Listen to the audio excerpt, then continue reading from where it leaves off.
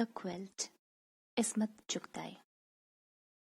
In winter, when I put a quilt over myself, its shadows on the wall seem to swell like an elephant that sends my mind racing into the labyrinth of times past. Memories come crowding in. Sorry, I am not going to regale you with a romantic tale about my quilt. It's hardly a subject for romance. It seems to me that the blanket, though less comfortable, does not cast shadows as terrifying as a quilt dancing on the wall. I was then a small girl and fought all day with my brothers and their friends. Often I wondered why the hell I was so aggressive. At my age, my other sisters were busy drawing admirers, while I fought with any boy or girl I ran into. That was why, when my mother went to Agra for about a week, she left me with an adopted sister of ours. She knew that there was no one in that house, not even a mouse, with whom I could get into a fight. It was a severe punishment for me. Amma left me with Begum Jan, the same lady whose quilt is etched in my memory like the scar left by a blacksmith's brand. Her poor parents had agreed to marry her off to a Nawab, who was of ripe years, because he was very virtuous.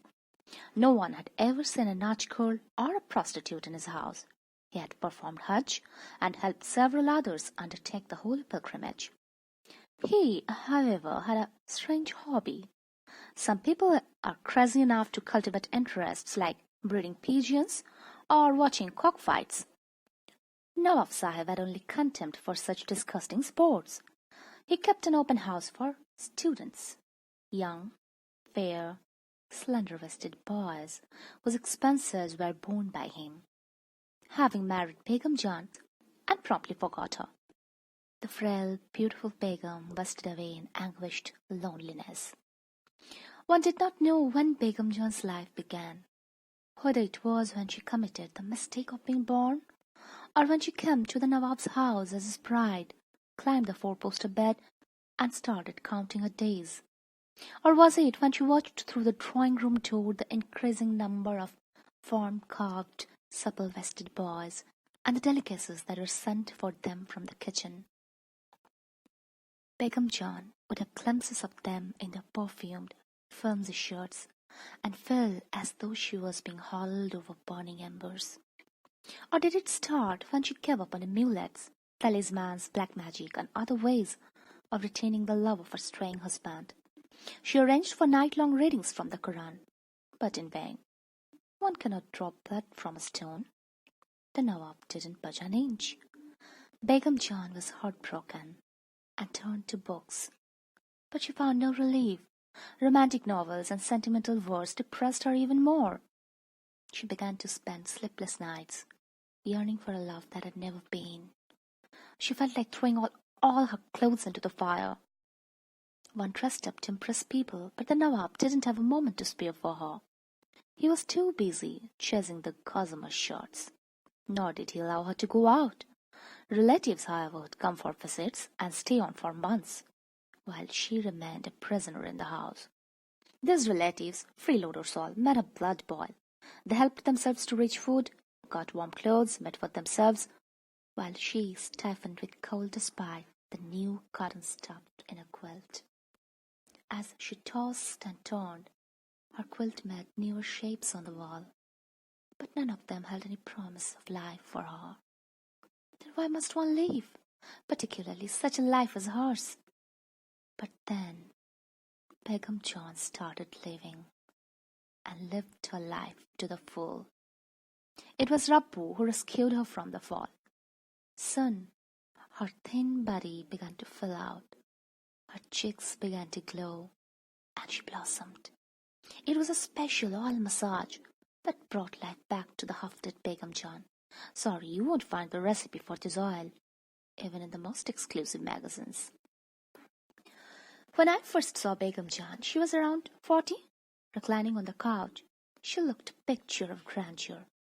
Rabbu sat behind her, massaging her waist. A purple shawl covered her feet as she sat in her regal splendor, a veritable Maharani. I was fascinated by her looks and felt like sitting by her for hours just adoring her.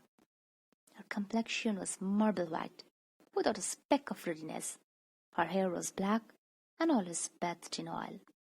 I had never seen the parting of her hair crooked, nor a single hair out of place.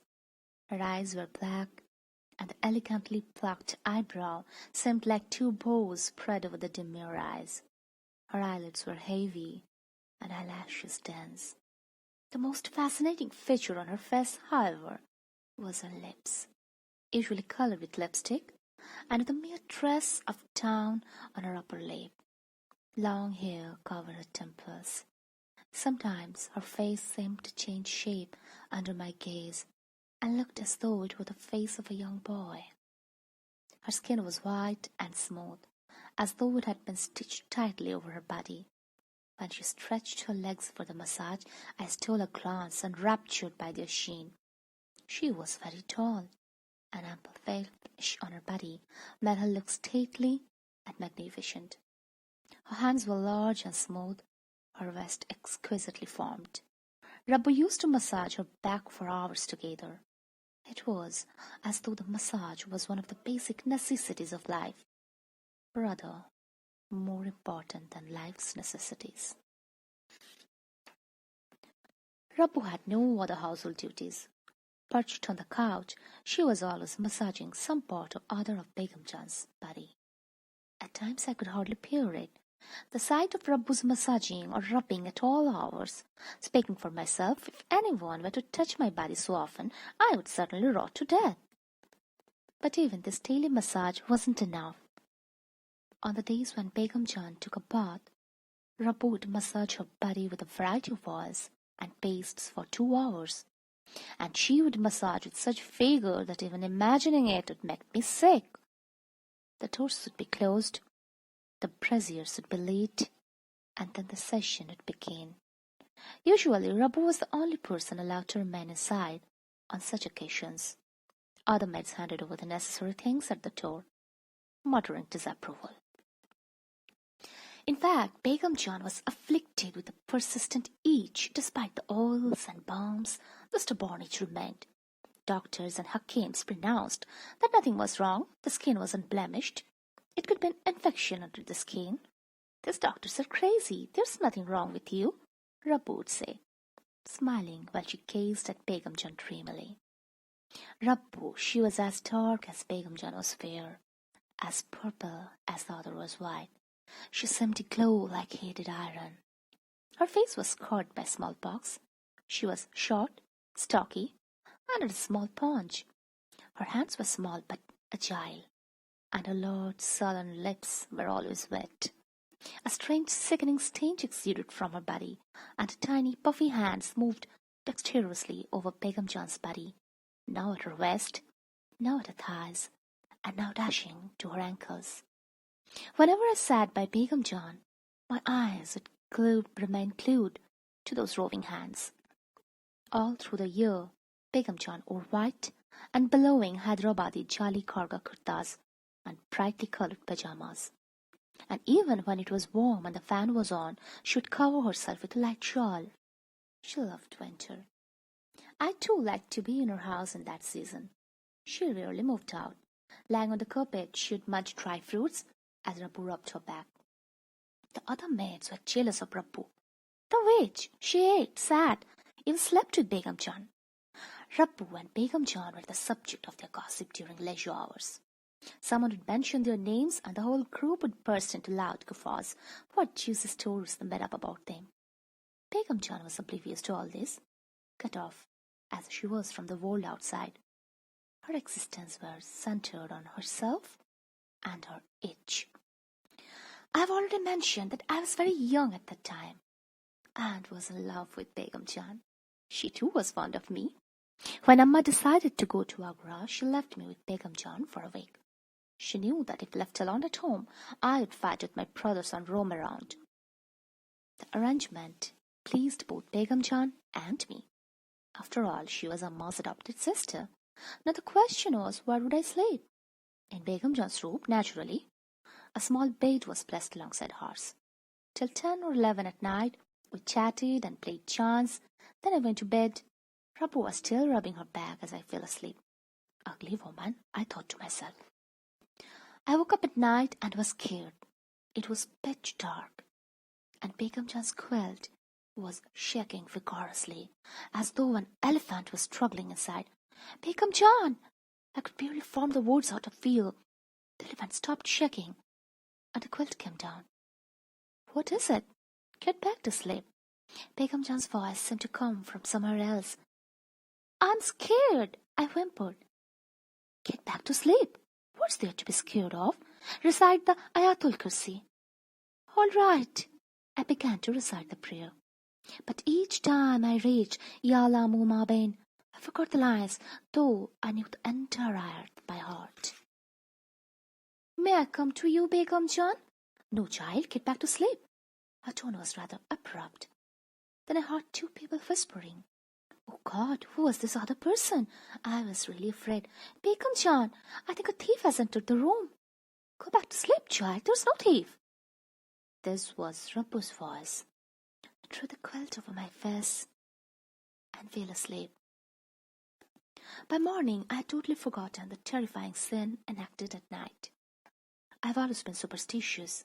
Night fears, sleepwalking, and talking in my sleep was daily occurrences in my childhood.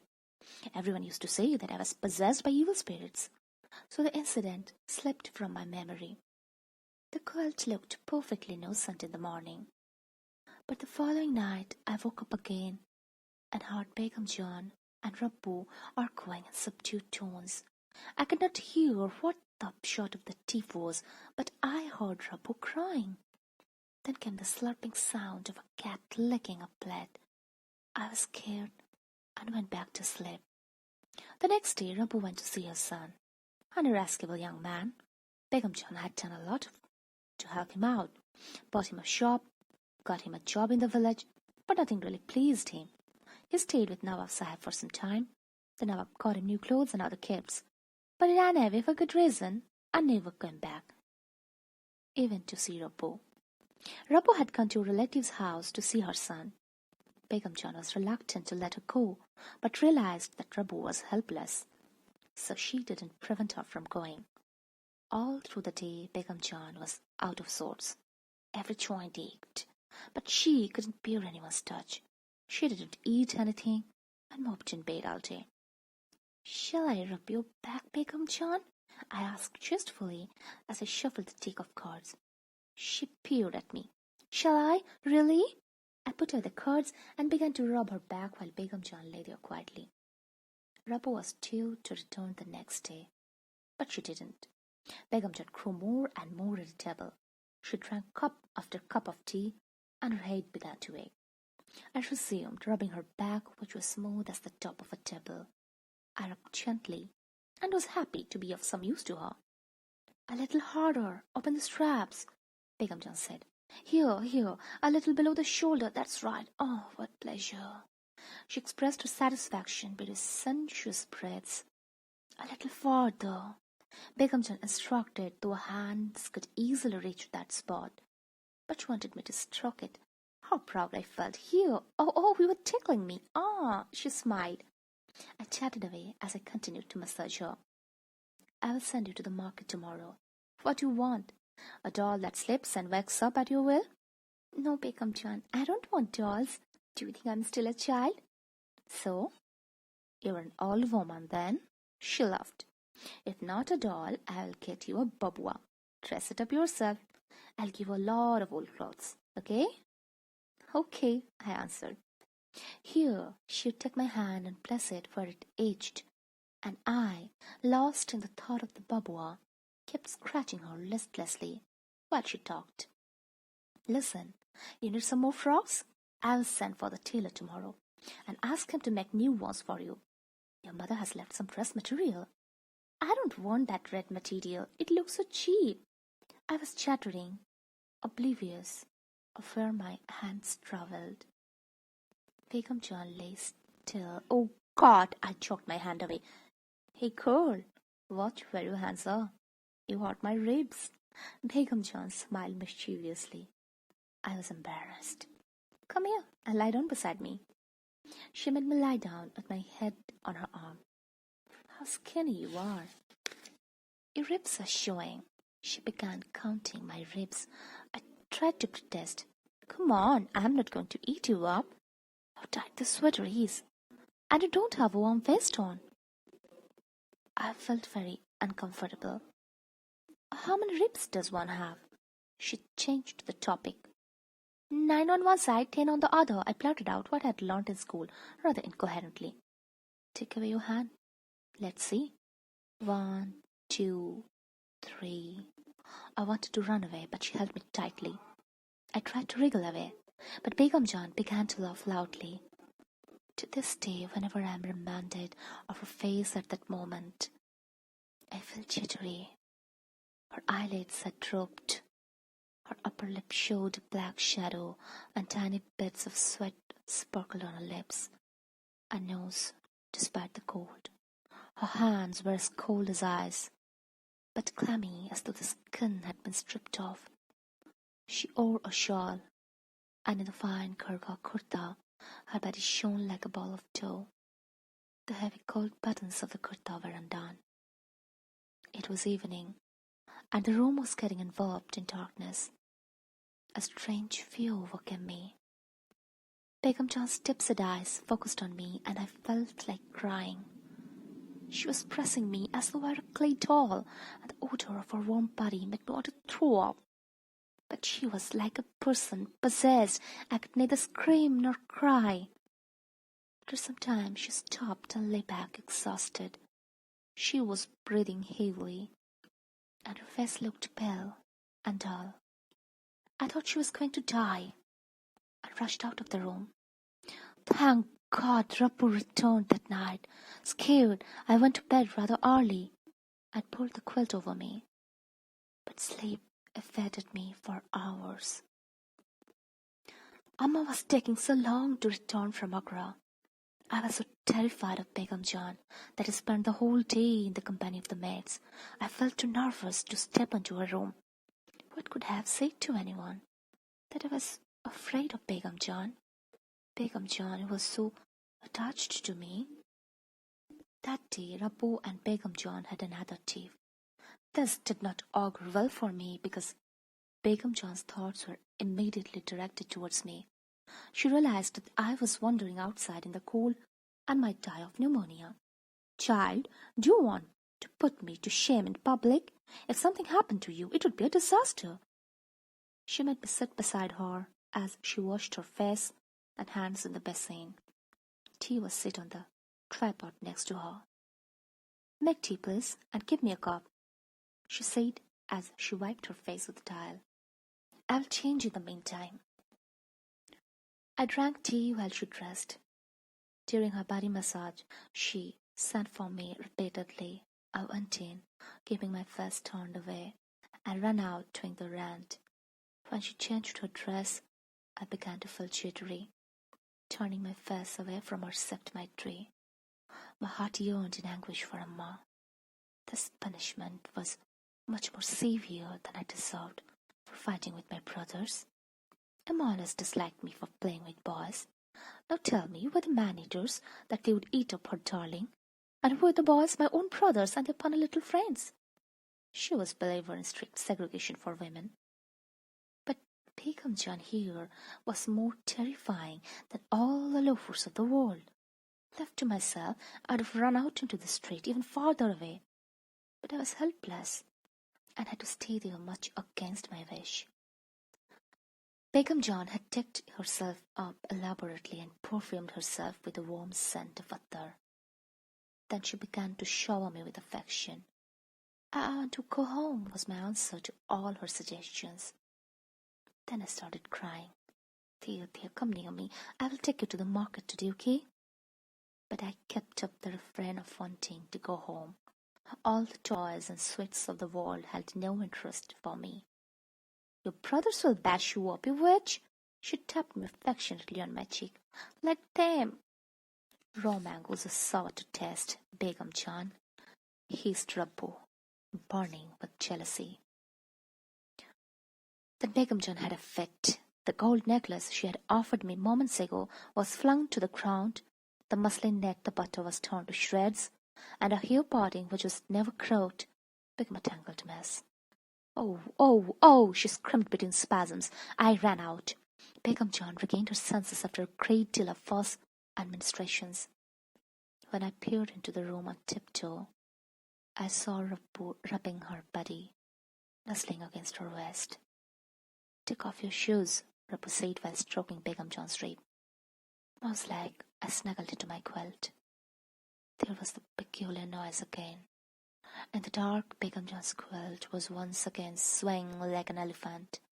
Allah! I moaned in a feeble voice. The elephant inside the quilt hipped up and then sat down. I was mute. The elephant started to sway again. I was cute, stiff, but I had resolved to switch on the light that night, come what may. The elephant startled, shaking once again, and it seemed as though it was trying to squat. There was the sound of someone smacking her lips, as though a severing, tasty pickle. Now I understood. Begum John had not eaten anything the whole day, and Rabbu the witch was a notorious glutton. She must be polishing off some goodies. Fearing my nostrils, I inhaled deeply. There was only the scent of attar, sandalwood, henna, and nothing else. Once again the quilt started swinging. I tried to lie still, but the quilt began to assume such grotesque shapes that I was shaken. It seemed as though a large frog was inflating itself noisily, and was about to leap on me. Oh, me! I whimpered. No one paid any heed. The quilt crept into my brain and began to grow larger. I stretched my leg nervously to the other side of the bed, groped for the switch, and turned the light on. The elephant somersaulted inside the quilt, which deflated immediately. During the somersault, a corner of the quilt rose by almost a foot. Good God, I gasped, and sank deeper into my bed.